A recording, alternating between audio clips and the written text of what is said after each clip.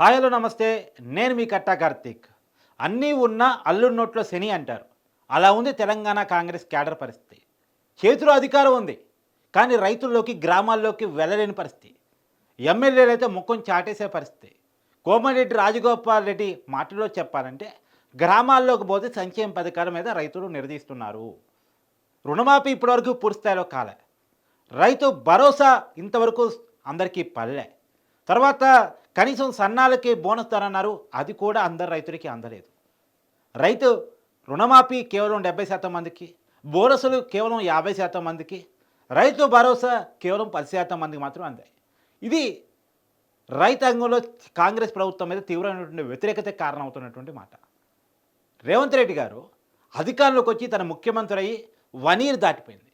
1 year పాటు ఎలాంటి అంటే 2024లో ఎలాంటి రైతు భరోసాను ఇవ్వలేదు. 2025 జనవరి 26వ తారీఖు లాంఛనంగా కొడంగల్ నియోజకవర్గంలో రేవంత్ రెడ్డి గారి సొంత నియోజకవర్గంలో, ముఖ్యమంత్రి గారి నియోజకవర్గంలో రైతు భరోసా కార్యక్రమాన్ని స్టార్ట్ చేయడం జరిగింది. ఆ రోజు చెప్పిన మాట ఏంటి అంటే, ఇవాళ ఆదివారం జనవరి 26 బ్యాంకులకు హాలిడే కావటం ఫలితంగా ఇవాళ అందరి అకౌంట్లో డబ్బులు పడట్లేదు. 27వ తారీఖు నుంచి, 27 అని కూడా అనలేదు, 26 అర్ధరాత్రి నుంచి అందరి అకౌంట్లో కూడా టకీమని డబ్బులు పడిపోతాయి అని చెప్పారు. రైతుల్లో ఒక్కసారిగా ఉత్సాహం వచ్చింది. ఈనాలుగా రైతు భరోసా లేదు, రాలేదు అనుకుంటుంటే ఒక్కసారిగా ఇస్తానని రేవంత్ రెడ్డి గారు చెప్పడం ఫలితంగా ఒకంత ఆశ, ఉత్సాహం వచ్చింది. నిజానికి రైతు బంధు ఒకప్పుడు కేసీఆర్ 10,000 ఇస్తుండేవాళ్ళు. 15,000 ఇస్తామని చెప్పేసి రేవంత్ రెడ్డి హామీగా ఇచ్చి ఎన్నికల్లో గెలిచారు. కానీ 15,000 ఇప్పుడు ఇచ్చే పరిస్థితి లేదు, బడ్జెట్ కారణంగా 12,000 ఇస్తామన్నారు. సరే, వచ్చినోడి కాడికి అంటే సచ్చినోడికి వచ్చిందే కట్నం అంటారు కదా, ఆ రకంగా సరే కానీ అని ఎంతో కొంత ఇవ్వని, అసలు లేకున్న దానికంటే కూడా వచ్చిందే చాలు అని చెప్పేసి అనుకున్నటువంటి రైతాంగం సరే అని చెప్పేసి ఒప్పుకుంది. 12,000 కోసం వెయిట్ చేసింది. మళ్ళీ ఆ మాట చెప్పినటువంటి గంటలోనే లేదు మార్చి 31 లోపు అందరి అకౌంట్లో వేస్తామని మార్చి 31 డెడ్ లైన్గా పెట్టారు. అంటే ఉత్సాహం వచ్చిన గంటలోనే మళ్ళా తెలంగాణ రైతాంగాన్ని నిరుత్సాహపరిచారు. ఇప్పటి వరకు రుణమాఫీ రానటువంటి వాళ్ళు, బోనసులు పడినటువంటి వాళ్ళు, రైతు భరోసా రానటువంటి వాళ్ళు ఇప్పుడు చాలా నిరుత్సాహంలో గ్రామాల్లో ఉన్నటువంటి పరిస్థితి. రైతాంగం కదిలిస్తే కాంగ్రెస్లను కొట్టే పరిస్థితి. ఈ పరిస్థితి నిజానికి అధికారం ఉన్నటువంటి కాంగ్రెస్ పార్టీ చాలా ఇబ్బందికరమైనటువంటి రాజకీయ వాతావరణాన్ని కల్పిస్తూ ఉంది.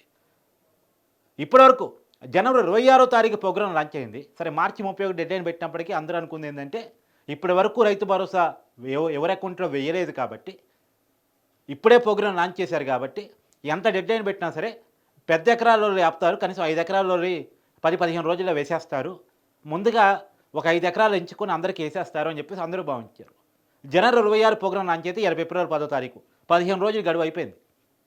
కానీ కేవలం ఒక్క ఎకరానికి ఇప్పటివరకు రైతు భరోసా పడింది. 1 ఎకరం భూమి ఉన్న వాళ్ళకి మాత్రమే రైతు భరోసా పడింది.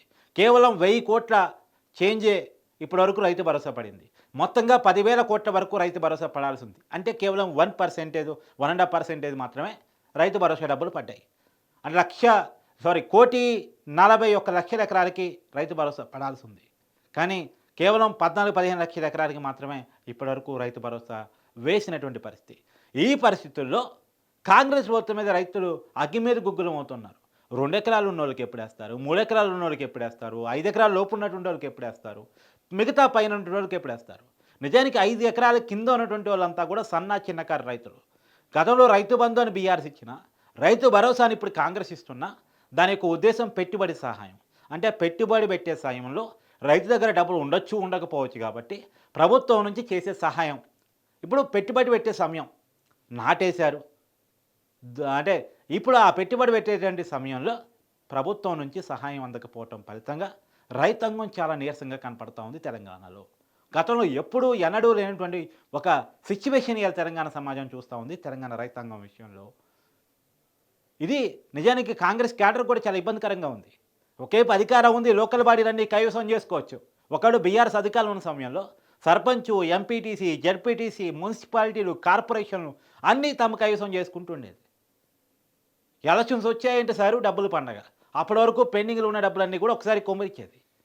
కానీ ఎన్నికల నోటిఫికేషన్ ఇంకో 4-5 రోజుల్లో అంటున్నారు, ఇంకో వారంలో అంటున్నారు. ఒకవేళ ఆ వారంలో ఎన్నికల నోటిఫికేషన్ వస్తే ఉన్న పథకాలన్నీ ఆగిపోతాయి కూడా అంటున్నారు. ఇందిరమ్మ ఇల్లు ఇప్పటికే ఆగిపోతాయి, ఎన్నికల నోటిఫికేషన్ పూర్తయిన తర్వాతే ఇప్పటికే ఎమ్మెల్సీ నోటిఫికేషన్ వచ్చింది కాబట్టి ఇందిరా మీరు ఆపుతున్నారు అని చెప్పేసి ప్రచారం నడుస్తున్నటువంటి సమయంలో ఈ రైతు భరోసా కూడా ఎన్నికల కోడ్ పేరు చెప్పి ఆపుతారా? ఇప్పటి వరకు వేయనటువంటి డబ్బులు ఇంకెప్పుడు వేస్తారు? అసలు ప్రభుత్వం రైతులను ఆదుకునేటువంటి పరిస్థితిలో ఉందా లేదా అనేటువంటిది తెలంగాణ రైతాంగంలో చాలా పెద్ద అనుమానం కలుగుతూ ఉంది. గ్రామస్థాయిలో ఎమ్మెల్యేలు చాలా ఇబ్బంది పడుతూ ఉన్నారు. కేవలం ఈ పరిస్థితుల్లోనే కాంగ్రెస్లో అసమ్మతి పెద్ద ఎత్తున వస్తూ ఉంది. ఒకేపేమో దేశవ్యాప్తంగా ఎదురవుతున్న పరాజయాలు, కాంగ్రెస్ మళ్ళా ఢిల్లీలో అధికారంలో కేంద్రంలో వస్తా రాదా అనే అనుమానాలు. ఆ పరిస్థితుల్లో ఇంకోవైపు ఎట్టి పరిస్థితుల్లో కాంగ్రెస్ ప్రభుత్వాన్ని పడేయడానికి ఒకవైపు బీజేపీ, మరొక బీఆర్ఎస్ తమ ప్రయత్నాలు తమవి. ఇంకా కాంగ్రెస్ అధికారంలో ఉంటే ఆ రెండు పార్టీలకి నచ్చదు. ఈ పరిస్థితుల్లో కాంగ్రెస్ ప్రభుత్వాన్ని కాపాడుకోవాలంటే ప్రజల్లో కాంగ్రెస్ పట్ల ఒక ఇమేజ్ని బిల్డప్ చేసుకోవాలి.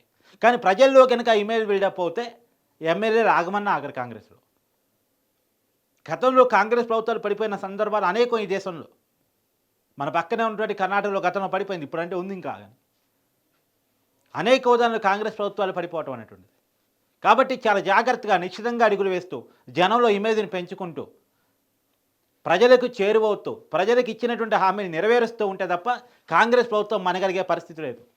లేకపోతే 25 చివరి నాటికి కాంగ్రెస్ ప్రభుత్వం డమాలంటది. కాంగ్రెస్ ఏం పెద్ద 80 మంది ఎమ్మెల్యేలతో 90 మంది ఎమ్మెల్యేలతో లేదు. కాంగ్రెస్ కేవలం 65 మంది ఎమ్మెల్యేలతో ఉంది. సిపిఐకి ఒక ఎమ్మెల్యే ఉన్నారు. మొత్తం 66 మంది ఎమ్మెల్యేలు. అంటే బీఆర్ఎస్ నుంచి 10 మంది జాయిన్ అయ్యారు, అది వేరే విషయం. ఆ 10 మంది ఎప్పుడు ఉంటారో ఎప్పుడు మళ్ళీ వెనక్కి వెళ్ళిపోతారో తెలియదు. వాళ్ళు మన సపరేట్ మీటింగ్ కూడా పెట్టుకున్నారు. ఆ 10 మందిని నమ్ముకునే పరిస్థితి లేదు. వాళ్ళు అవసరం కోసం వచ్చారు, అవసరం లేదనుకుంటే వెనక్కి వెళ్ళిపోతారు.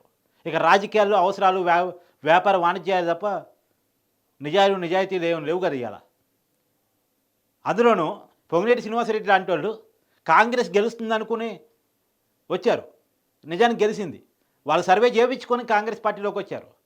రేపు కాంగ్రెస్ పార్టీ మునిగిపోయే పడవ అని తెలుసుకున్న రోజు, ఇక్కడ ప్రభుత్వం ఉండదు అనుకుని తెలుసుకున్న రోజు ఆయన కొంతమంది ఎమ్మెల్యేలతో బీజేపీలో పోవడని లేదు కోమరెడ్డి బ్రదర్స్ బీఆర్ఎస్లో కొంతమంది ఎమ్మెల్యేలతో పోరని కాదు. చెప్పలేము. కాంగ్రెస్లో ఎప్పుడు ఏదైనా జరగవచ్చు. అది కాంగ్రెస్కి మాత్రమే సాధ్యం. మిగతా పార్టీల కంటే చీలికలు తొందరగా కాంగ్రెస్లో వస్తాయి. ఎందుకంటే ఎవరికి వాళ్ళకే వర్గాలు ఉంటాయి. ఇప్పటికే చాలామంది ప్రచారం బట్టి ఆల్రెడీ కేసీఆర్తో టచ్లోనే ఉన్నారు, ఉత్తమ్ కేసీఆర్తో టచ్లోనే ఉన్నారు. ఇక్కడ ఉన్నటువంటి డిప్యూటీ సీఎం పదవి అక్కడ ఇస్తానంటే కొంతమంది ఎమ్మెల్యేలతో పోరని గ్యారంటీ ఏంటి? ప్రయారిటీ ఇస్తామంటే గతంలో పీసీ అధ్యక్షుడిగా పనిచేసిన ప్రతి ఒక్కళ్ళు కూడా బీఆర్ఎస్లోకి పోయిన వాళ్ళే. ఇప్పుడు ఉత్తమ్ తప్ప. మరి ఉత్తమ్ మాత్రం పోడా అంటే పోడని గ్యారంటీ ఏంటి? ఇప్పటికే జరుగుతున్న ప్రచారం గతం నుంచి కేసీఆర్తో ఉత్తమ్ కుమార్ రెడ్డి టచ్లోనే ఉన్నాడు. కాంగ్రెస్ పార్టీ అధికారంలోకి వచ్చింది కాబట్టి ఇక్కడ మిగిలాడు, లేకపోతే ఇప్పుడో పార్టీ మారి ఉండేవాడు అనేటువంటిది ప్రచారం.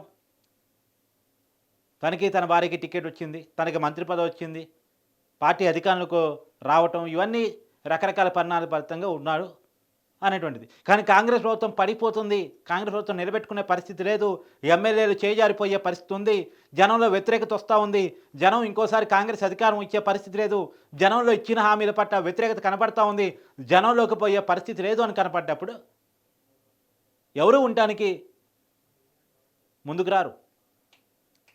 గతంలో వీళ్ళంతా రకరకాల పార్టీలు మారినోళ్ళు ఇవాళ కాంగ్రెస్లో ఉన్నారు కదా. ఎవరు ఎక్కడి శాస్త్రం?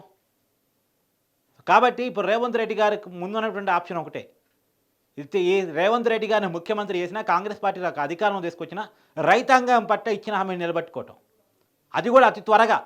ఇప్పటికే చాలా లేట్ అయింది అనేటువంటిది. 2 లక్షలకు పైగా హామీ ఇచ్చినటువంటి, అంటే 2 లక్షలకు పైగా ఉన్నటువంటి రుణాలను కూడా 2 లక్షల వరకు మాఫీ చేస్తే కొంత రైతాంగంలో ఉపశమనం దక్కుతుంది, రైతు భరోసా చేస్తే ఉపశమనం దక్కుతుంది, పెండింగ్లో ఉన్నటువంటి బోనస్ డబ్బులు వేస్తే కొంత ఉపశమనం దక్కుతుంది, రైతుల్లో వ్యతిరేకత కనుక కూడబెట్టుకుంటే. ఎందుకంటే మళ్ళీ ప్రధానంగా చెప్తున్నాను, ప్రతి వీడియోలో చెప్తున్నాను, కాంగ్రెస్కి అధికారం ఇచ్చిందే రైతాంగం. ఇవాళ రైతాంగం కనుక ఓట్ బ్యాంకుగా కాంగ్రెస్గా లేకపోయి ఉంటే కాంగ్రెస్ అధికారంలోకి వచ్చి ఉండేదే కాదు. కానీ ఇప్పుడు ప్రధానంగా అదే రైతాంగం రైతు భరోసా ఎప్పుడో అని అడుగుతున్నారు. అసలు రైతు భరోసా వేసే ఉద్దేశం రేవంత్ రెడ్డికి ఉందా లేదా అని అడుగుతున్నారు. కేవలం 1 ఎకరానికి మాత్రమే వేసావు, 2 ఎకరాల వాళ్ళకి ఎప్పుడు వేస్తావు, 3 ఎప్పుడు వేస్తావు, 5 ఎప్పుడు వేస్తావు?